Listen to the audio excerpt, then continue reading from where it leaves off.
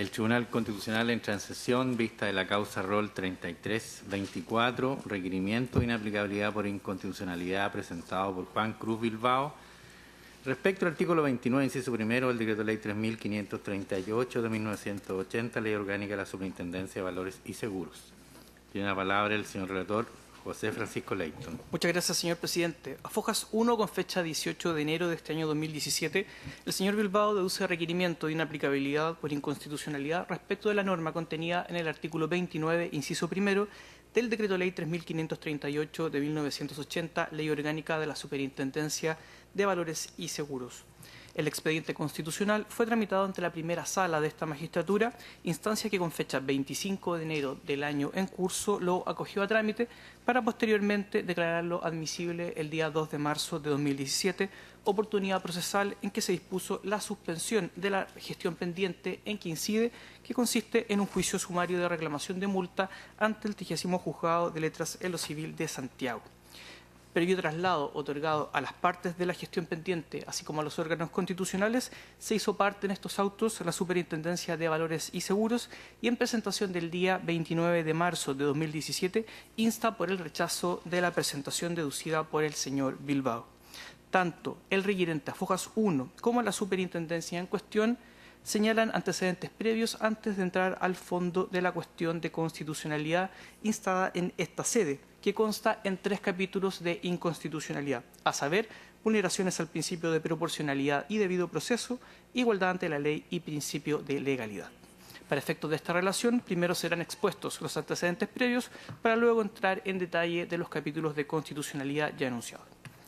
En dicho contexto, el actor expone que en noviembre de 2016 la Superintendencia de Valores y Seguros le impuso, en aplicación de la norma reprochada contenida en el artículo 29, inciso primero, del Decreto Ley 3538, una multa ascendente a 90.000 unidades de fomento por presuntas infracciones a diversas disposiciones de la Ley de Mercado de Valores y de la Ley de Sociedades Anónimas. De acuerdo a la investigación administrativa, el señor Bilbao habría usado información privilegiada respecto de negociaciones llevadas a cabo por la gerencia de CFR Pharmaceuticals, Sociedad Anónima, relativas a la adquisición de una compañía en México y otra en Tailandia, instruyendo a un tercero la adquisición de acciones en CFR para una sociedad de propiedad de un trust constituido por el propio señor Bilbao. Luego de esta adquisición, el requirente habría tomado conocimiento del interés de la compañía Abbott Investments Luxembourg por adquirir el control de CFR, información que, según el regulador, habría sido usada por el actor para reevaluar la instrucción de adquisición de CFRs y ADS por parte de la sociedad que fuera constituida por el propio señor Bilbao, incluso aun cuando dicha instrucción no fue modificada. A otro respecto, la Superintendencia le imputó al señor Bilbao infracción a una serie de deberes de información que habrían buscado ocultar su relación con esa sociedad constituida por él, a efectos de que el supuesto uso de información privilegiada de títulos de CFR no pudiera, en definitiva, ser detectado.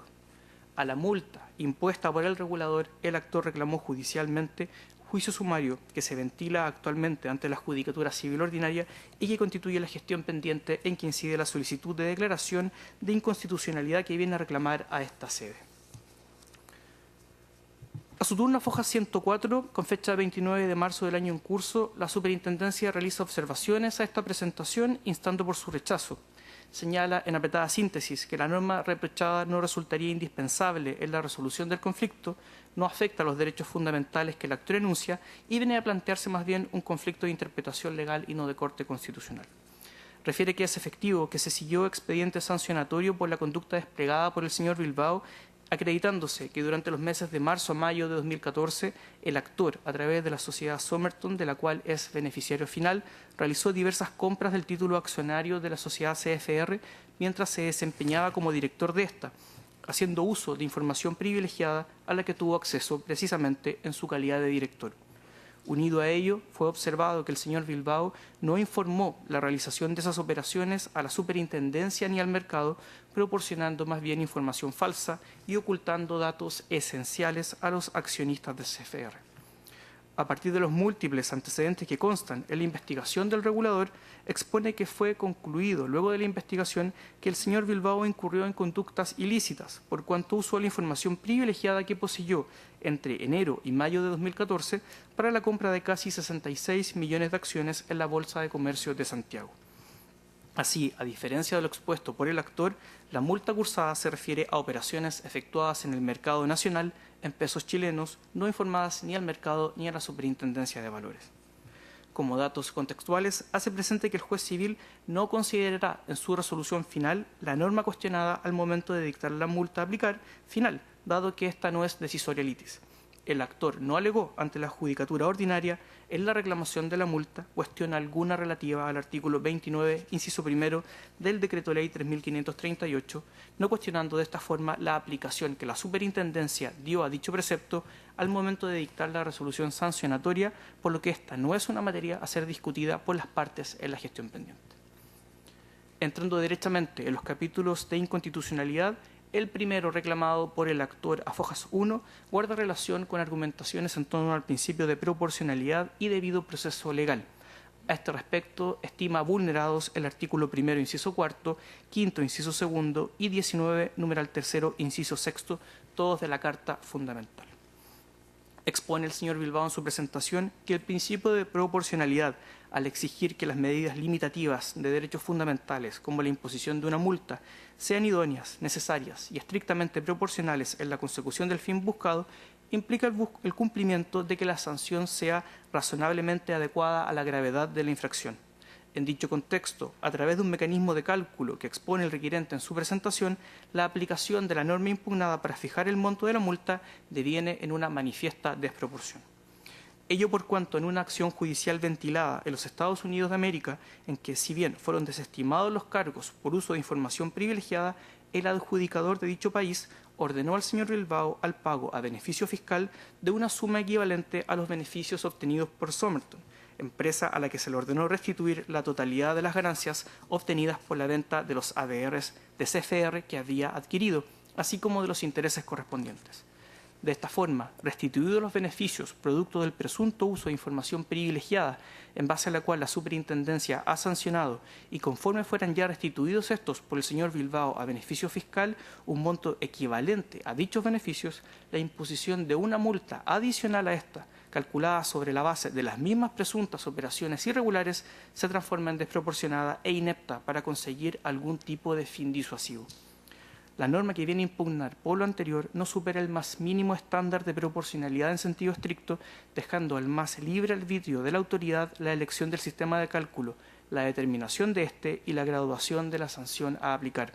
La norma permite la imposición de una multa completamente ajena a las circunstancias objetivas y subjetivas del caso concreto, no guardando relación y armonía con la infracción que busca sancionar.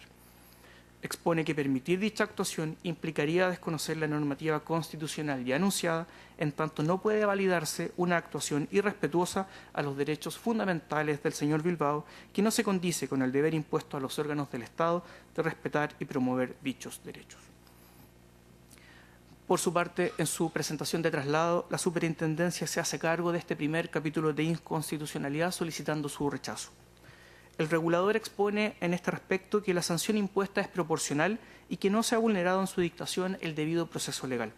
La facultad punitiva para determinar la sanción a aplicar debe ser entendida en un contexto normativo global.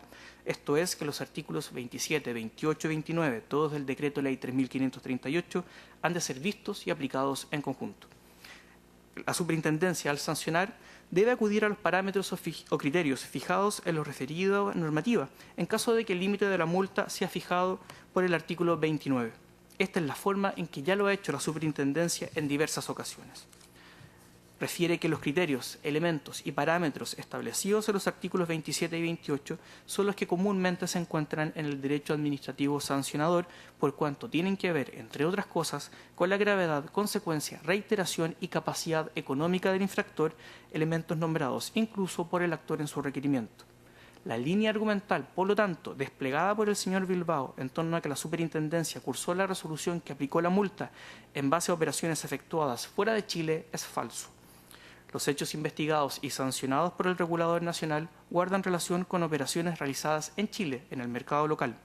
La alegación del requirente, cuando plantea que la sanción de multa aplicada por la superintendencia es desproporcionada, ya que fue anteriormente sancionada en Estados Unidos, es así artificiosa, pues resulta imposible separar los bienes o intereses en consideración al mercado afectado. El actor, argumenta la superintendencia, así confunde el concepto de discrecionalidad con arbitrariedad, especialmente al momento de realizar un ejercicio de estimación del monto de la sanción aplicable. La ley, al otorgar al regulador una esfera de autonomía para determinar la multa, no significa que ello sea aplicada arbitrariamente y menos tiene carácter arbitrario, dada la necesaria motivación del acto, pudiendo el juez civil controlar sus fundamentos y proporcionalidad.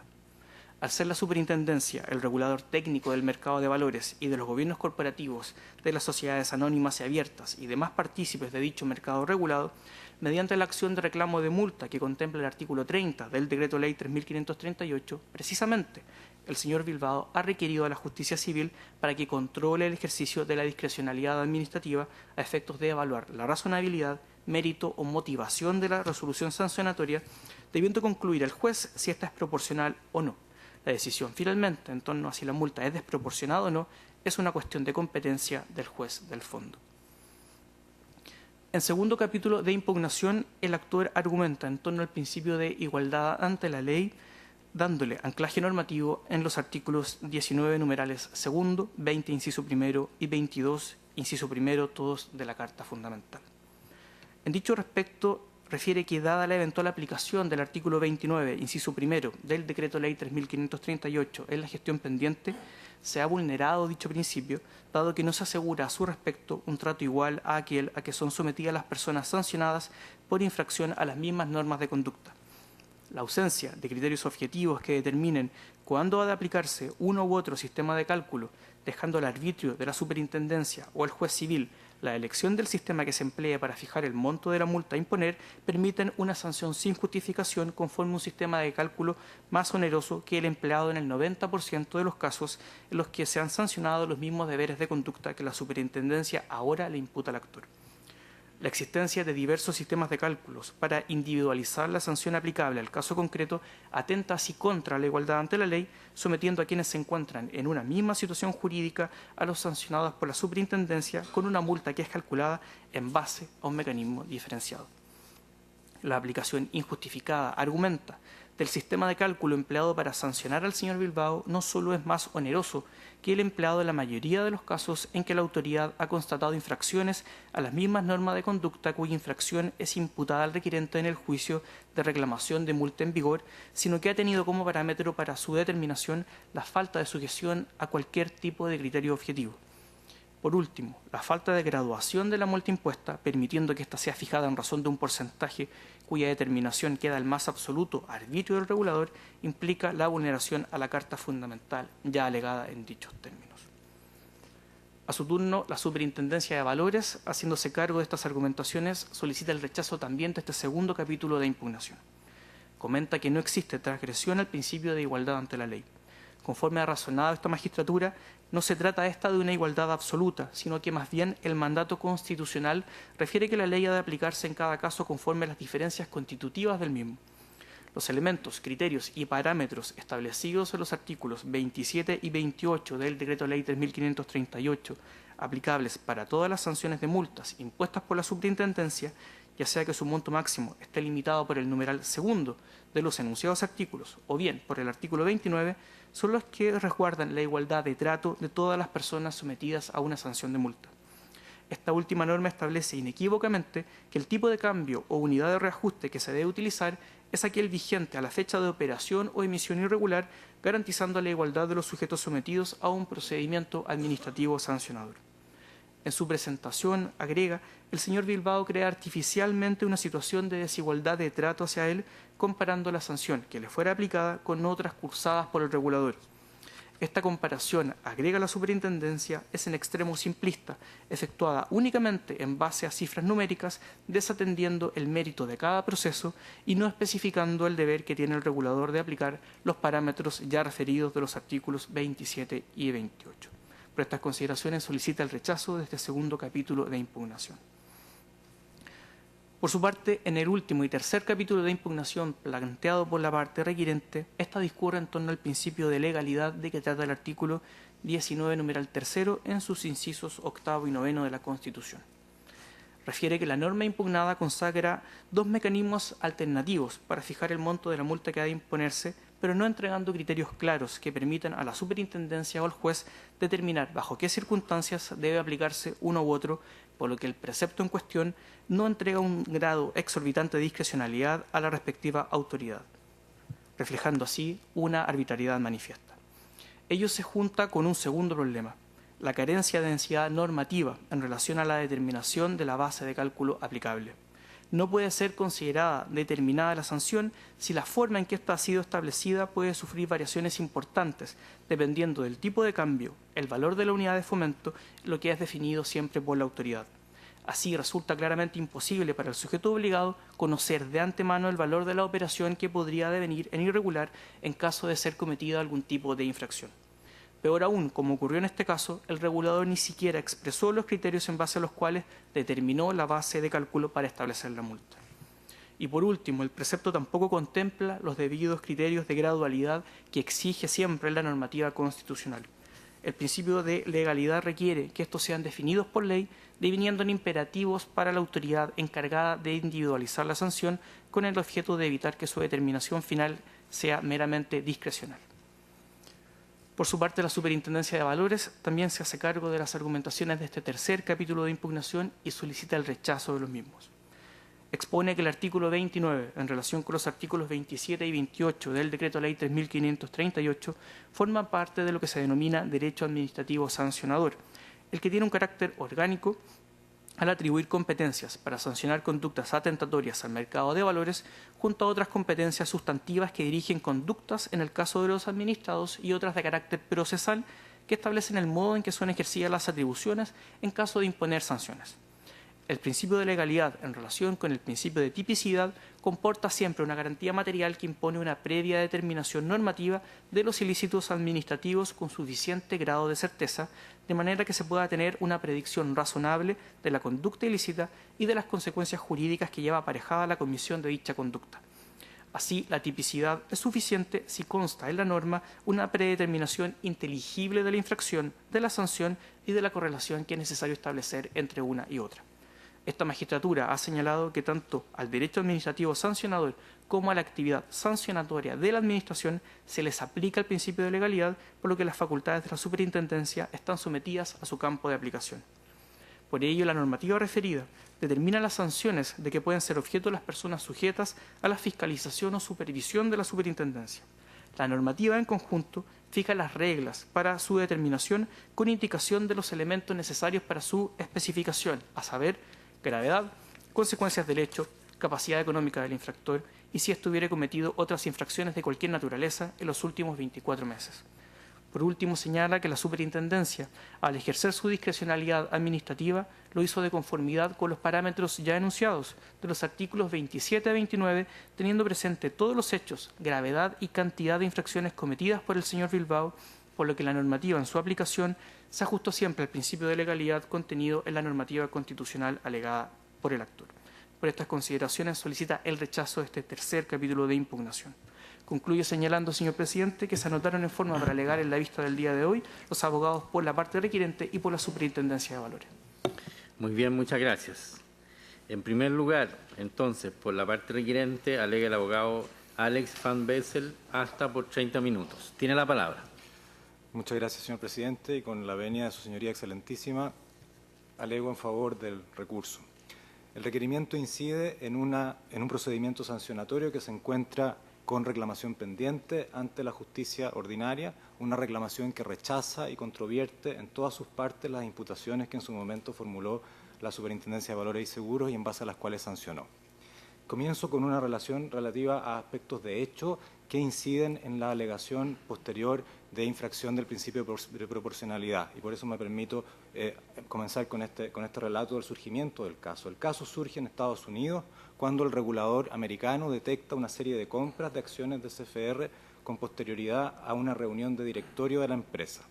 La SEC demandó entonces a don Juan Bilbao por uso de información privilegiada, Sin embargo, al poco andar se percató de que la orden de compra emitida por el señor Bilbao, que fue una sola y que nunca fue modificada, había sido anterior a la citada reunión de directorio y que no había, por tanto, uso de información privilegiada, sino que, en el mejor de los casos, una eventual obligación de revocar una orden dada sin información, que es un asunto discutible en el derecho estadounidense.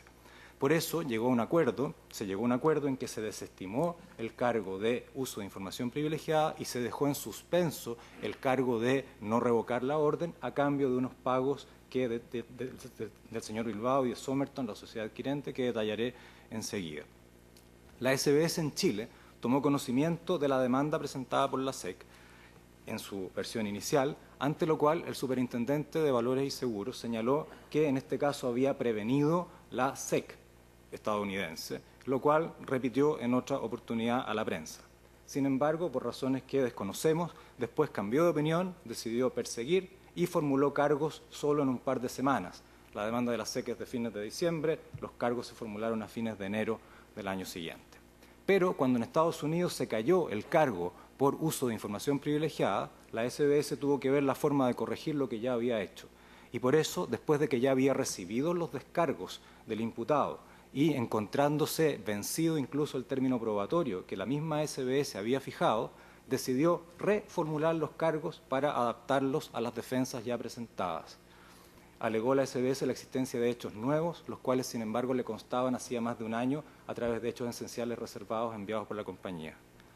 La SBS desafió en este procedimiento, su señoría excelentísima, casi todos los principios del debido proceso que su señoría ha ido estableciendo en el tiempo para esta clase de procedimientos sancionatorios. Por ejemplo, y aparte de la reformulación de cargos que he mencionado, mientras el imputado le solicitaba a la SBS que citara bajo percibimiento legal a los testigos de descargo, y la SBS se negaba a hacerlo, la misma SBS interrogaba a puertas cerradas a esos mismos testigos en una investigación paralela y secreta que después iba a alimentar la mencionada reformulación de los cargos.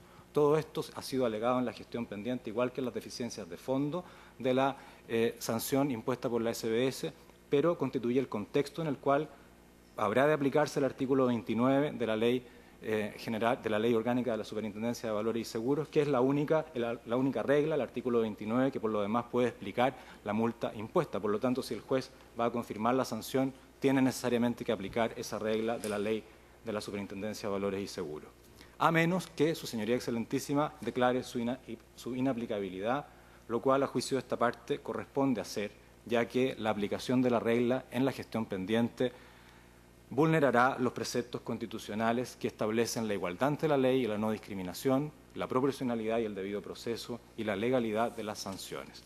Con su venia, su señoría excelentísima, desarrollaré con algo más de detalle el modo en que la aplicación del precepto impugnado afectaría la igualdad de las sanciones, y luego me referiré de un modo más breve a la legalidad y a la proporcionalidad.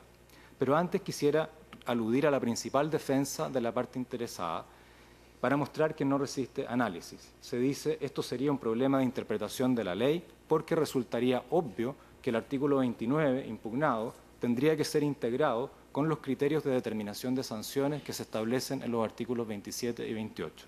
Sin embargo, la jurisprudencia de su señoría excelentísima ha desechado, y con razón, este argumento.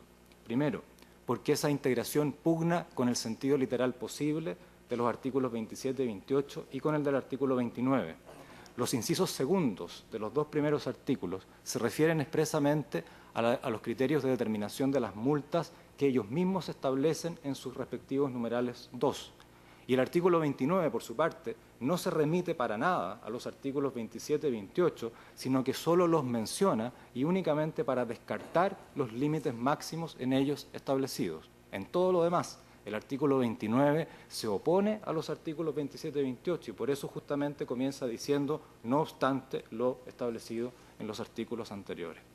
Segundo, la integración referida chocaría también con la historia fidedigna de estas reglas. Los criterios de determinación de las multas de los artículos 27 y 28 fueron introducidos el año 2000, recién el 2000 por la Ley 19.705, la misma que dejó intacto el artículo 29 que ya existía de antes. Por tanto, como el artículo 29 ya existía de antes, es evidente que no podía remitirse a los criterios que se establecieron después.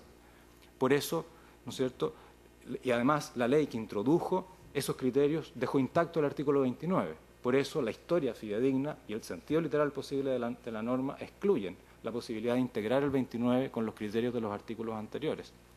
Tercero, porque aunque en teoría toda ley cuya aplicación puede producir efectos contra la Constitución podría ser integrada con cualquier otro precepto legal del ordenamiento que restringiera o ajustara su sentido, no es procedente hacerlo. Y su Señoría Excelentísima se ha pronunciado expresamente en contra de esta posibilidad.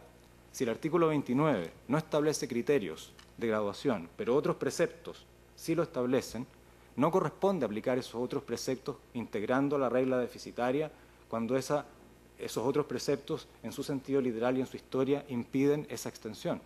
La interpretación de la ley conforme a la Constitución no significa que se pueda integrar cada precepto con cualquier otro que le pueda auxiliar para salir de su déficit de constitucionalidad, sino, si así fuera, no existiría la acción de inaplicabilidad por inconstitucionalidad.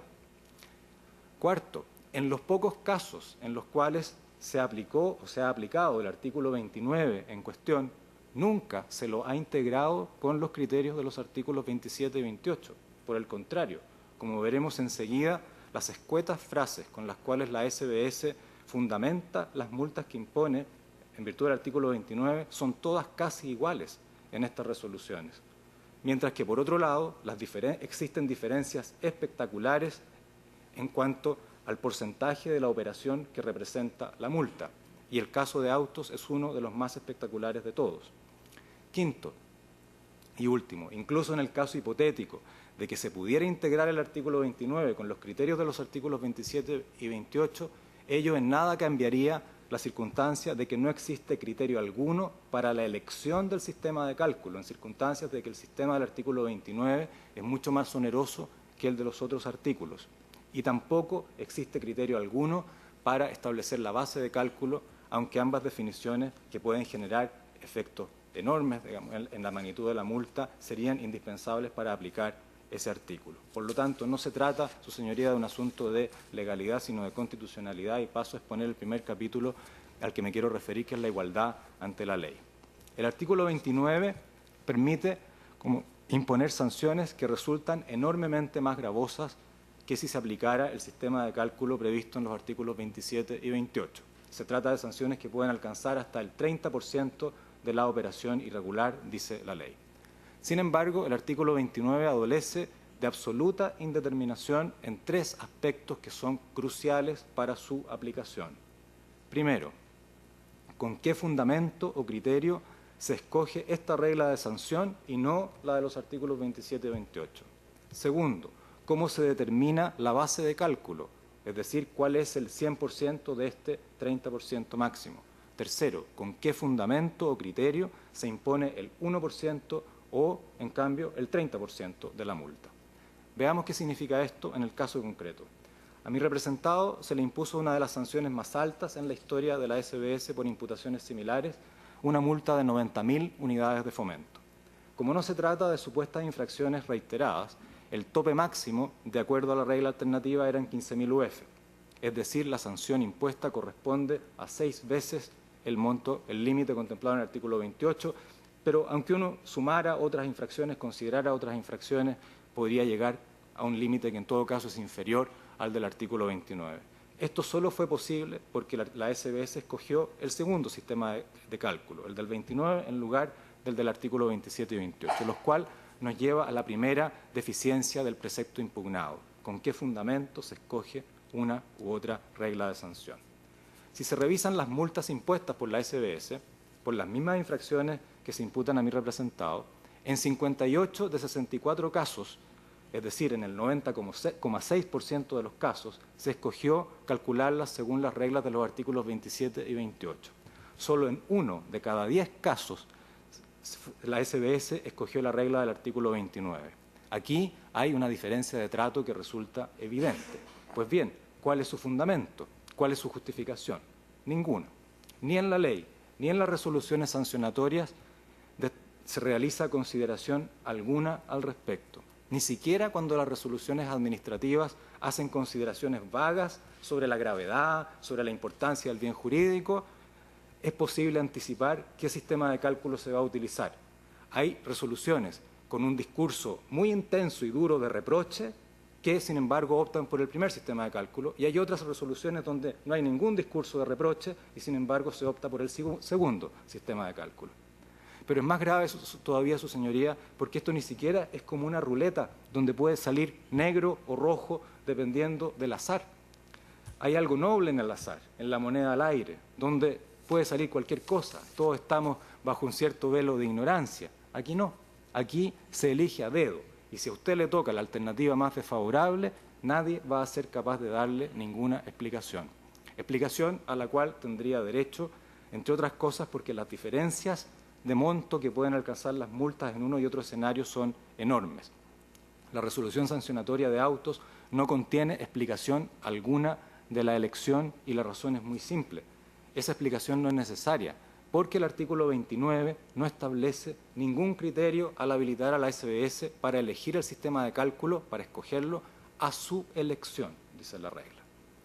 Esto, que ya es inaceptable, se torna incluso intolerable a medida que uno trata de encontrar el fundamento a la diferencia, porque pensamos nosotros, bueno, entonces aquí puede ser que no se imputa solo una infracción, sino también otras infracciones, a lo mejor ahí está el fundamento de la diferencia. En absoluto, su señoría, no está ahí. Hay otros casos en que se imputa la misma infracción y otras más, las mismas que se imputan a mi representado, y donde se aplica el primer sistema de cálculo y no el establecido en el artículo 29. Resoluciones 247 del 2006, 87 del 2012, están todas acompañadas en autos.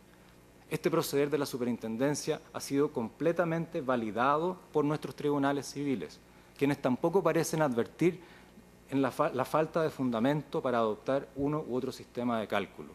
Y efectivamente, su señoría, ¿cómo podrían hacer algo? ¿Cómo podrían reparar en la falta de fundamento si el artículo 29 expresamente establece que la SBS puede adoptar uno u otro a su elección? Pero no solo la elección del sistema de cálculo depende del arbitrio del aplicador. Resulta que la determinación de la base de cálculo, es decir, el monto de la operación irregular, también queda a su entero arbitrio, porque la ley nada dice al respecto y no existe tampoco ninguna reglamentación ni jurisprudencia sobre ello.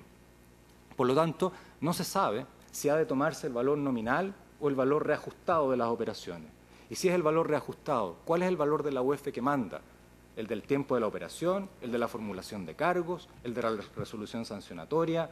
Y si se varía después en la reclamación la multa, el de la sentencia que falla la reclamación. Y si la operación es en moneda extranjera, por ejemplo en dólares, ¿cuál será el tipo de cambio? ¿El dólar observado por el Banco Central? ¿El promedio de las transacciones? ¿Con qué fecha? En la especie se trata, su señoría, de operaciones en dólares, mientras que la multa fue fijada discrecionalmente por la SBS, porque no hay regla tampoco al respecto, en UF, en unidades de fomento.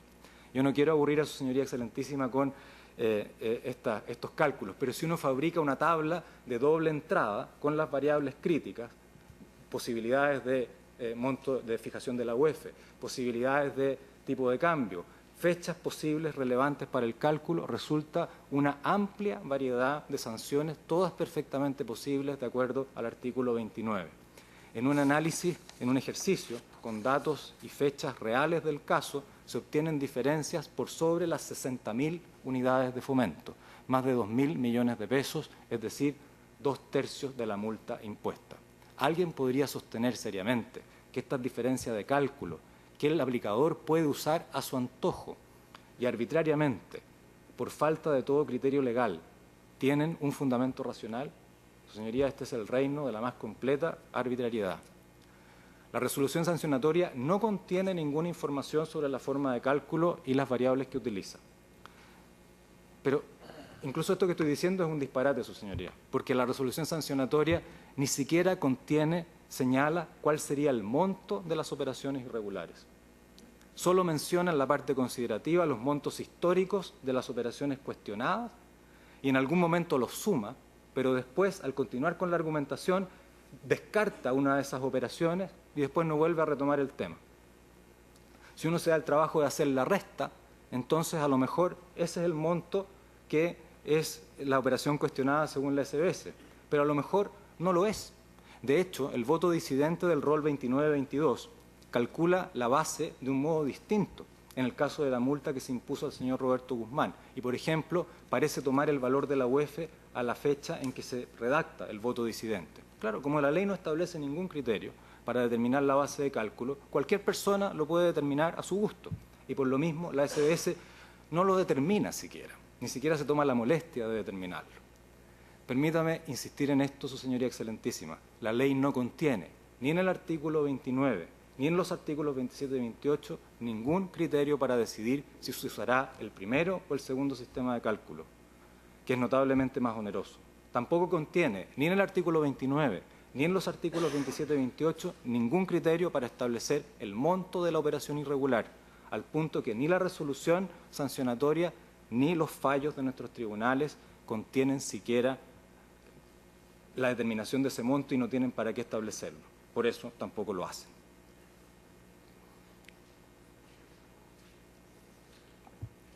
Pero un verdadero espectáculo de desigualdad se produce al considerar la tercera variable, porque la ley le permite a la SBS imponer una multa que va desde el 0,1% de la operación irregular hasta el 30% de la misma. Si a usted le tocó la mala suerte de que la SBS eligiera a su arbitrio el sistema más oneroso, el del artículo 29, o sea, usted es un caso entre 10, ahora queda expuesto a que la SBS le fije el porcentaje que a ella le plazca. Ya se ha visto por qué los criterios de los artículos 27 y 28, por razones de texto, históricas y sistemáticas, no pueden aplicarse al artículo 29. Además, hemos constatado que estos criterios no se han aplicado nunca en la práctica de aplicación del artículo 29. Y si se compara ahora los porcentajes determinados en los pocos procesos sancionatorios que hay con donde se aplicó el artículo 29, el resultado ahora es completamente lapidario. No existen criterios. Como consecuencia, se imponen sanciones muy disímiles para casos análogos o a la inversa. Veamos. Igual como la resolución sancionatoria no calculó el monto de la operación irregular, tampoco se molestó en señalar el porcentaje del cual se trata en este caso. ¿Para qué? Si la ley no le entrega ningún criterio que tenga que respetar y los tribunales controlar. Para efectos de análisis, el requerimiento hace una estimación del porcentaje asumiendo los parámetros que a esta parte le parecieron más razonables. El resultado es que la multa de 90.000 unidades de fomento corresponde aproximadamente al 28% de las operaciones cuestionadas. Este porcentaje, Su Señoría Excelentísima, no tiene comparación. En el caso de la multa impuesta al señor Roberto Guzmán, la que sigue en este análisis que hicimos, nuestro cálculo, que está hecho con los mismos parámetros, obviamente, para que sean comparables, arroja el 6,6%. Hay una diferencia de casi 22 puntos porcentuales. Tratándose de Pablo Alcalde, en el caso de la Polar, el porcentaje es de 0,13%. Y nótese la pseudo fundamentación de este porcentaje en la resolución sancionatoria.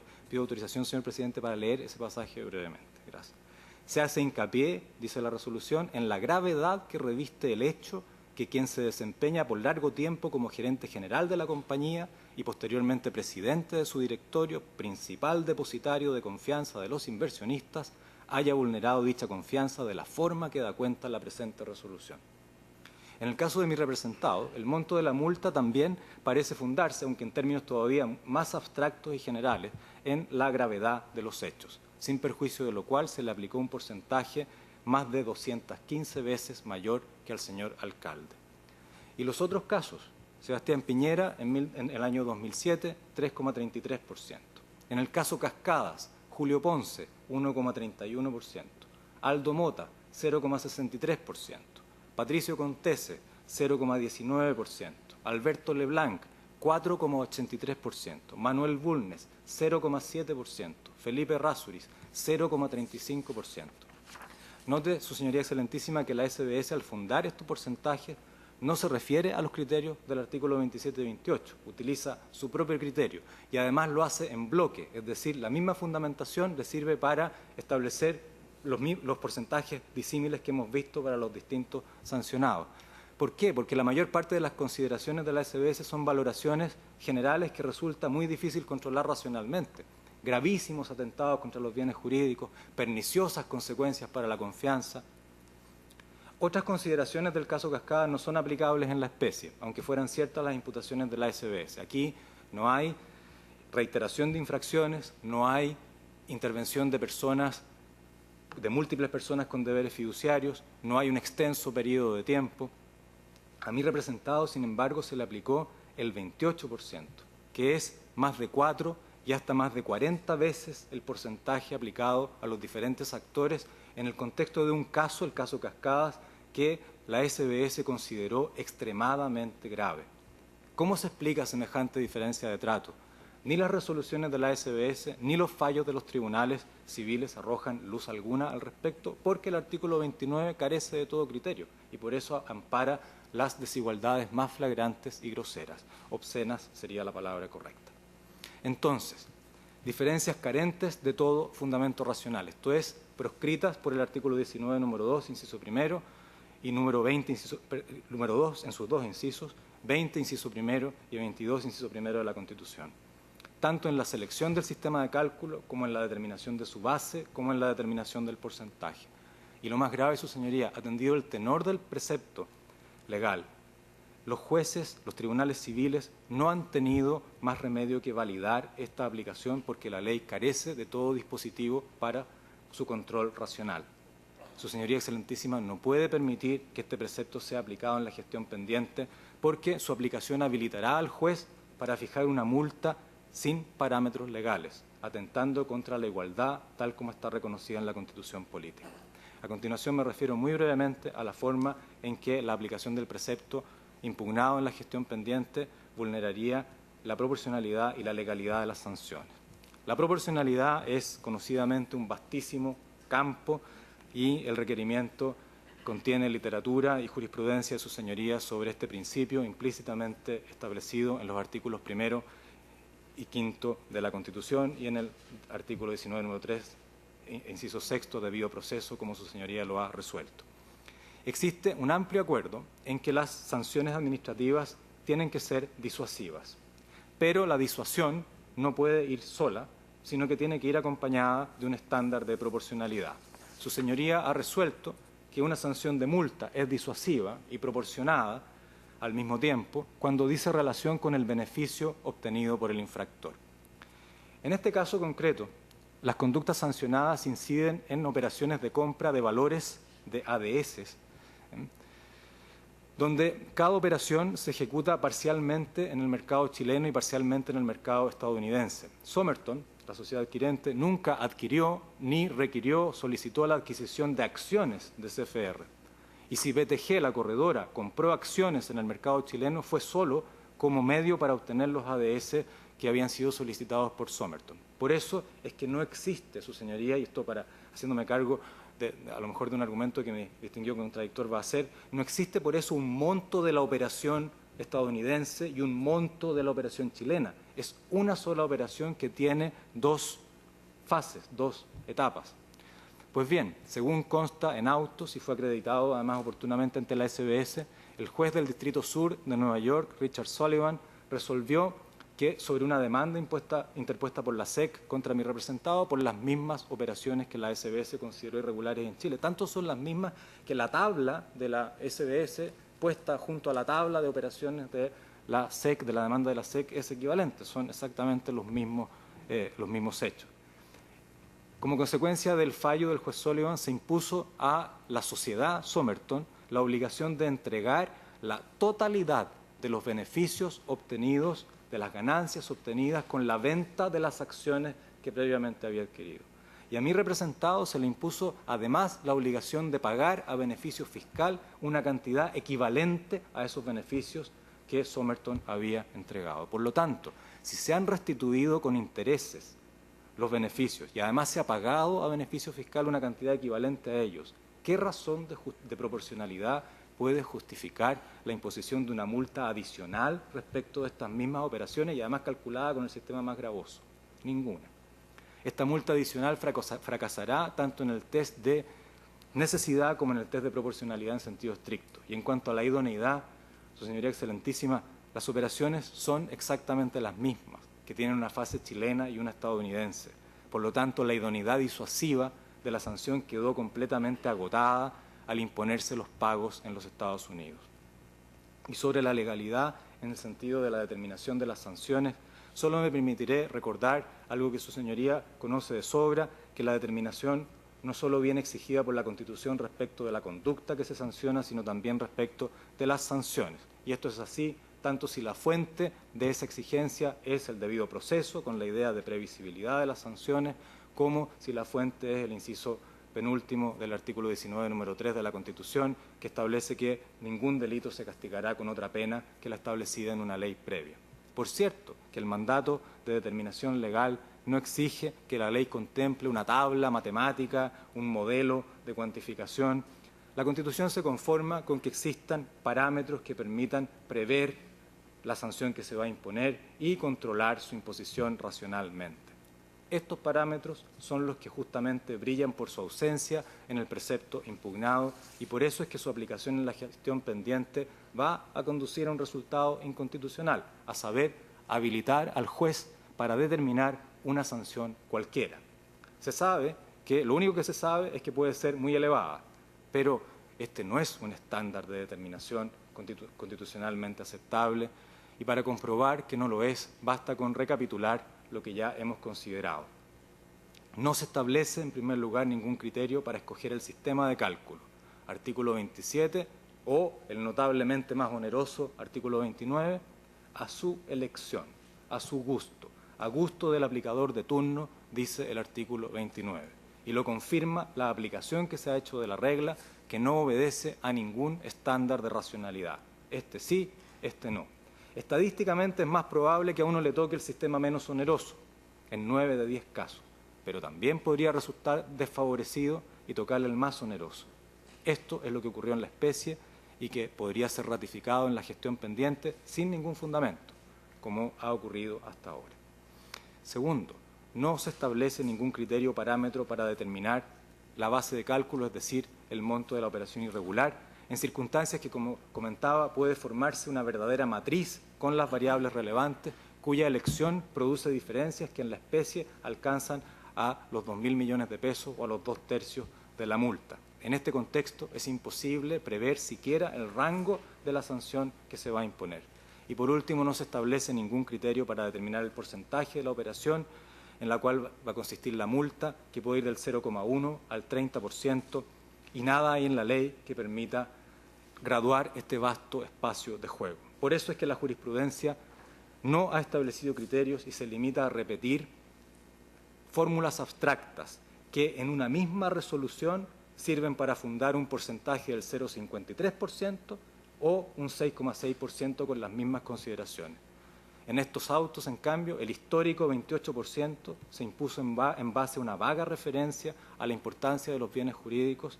¿Y para qué más, su señoría excelentísima, si la ley no lo exige ni señala en base a qué se debe fundamentar y menos controlar? La indeterminación legal de la sanción es simplemente intolerable.